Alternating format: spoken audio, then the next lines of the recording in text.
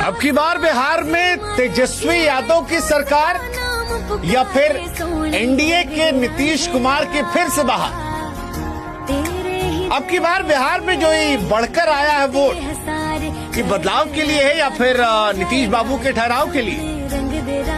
ये जो 70% से ऊपर वोट पड़ा है, क्या ये 74 साल के नीतीश कुमार के हक में पड़ा है या तेजस्वी बाबू को सरकार में लाने के लिए दिया गया है?